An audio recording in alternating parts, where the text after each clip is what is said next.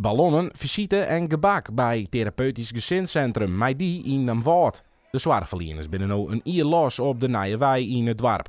Het is wel heel druk hier geweest. We hebben natuurlijk opstartend vanuit een visement. Een troststart mee maken. Bij de helft van het team mooi niet meer kent. Dus in de beginperiode was het natuurlijk vanzelfsprekend ontzettend spannend. Je begint wat nieuws, wat er eigenlijk al bestaat. En daar bouw je natuurlijk op verder. Dus het is voor uzelf een heel druk, spannend jaar geweest, maar echt superleuk, uitdagend. In een uurtijd binnen de zand 10 gezinnen helpen door het behandelteam van Meidi. Het gaat vaak om complexe gezinsproblematiek.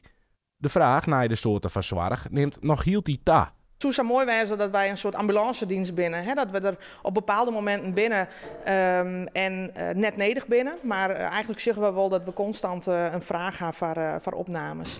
En dat is ook de reden waarom we er verkozen hebben om de dependance te iepen. Dat is een dependance waar we de cliënten die hier zitten een goed genoeg beoordeling hebben, maar toch nog wat extra ondersteuning nodig hebben naar dat te sturen. Hè? Daar zit deeltijd begeleiding op, dus net 24/7, maar gedeeltelijk per dag. En daar zitten op dit moment waar gezinnen, dus die dependance zit ik al wel vol.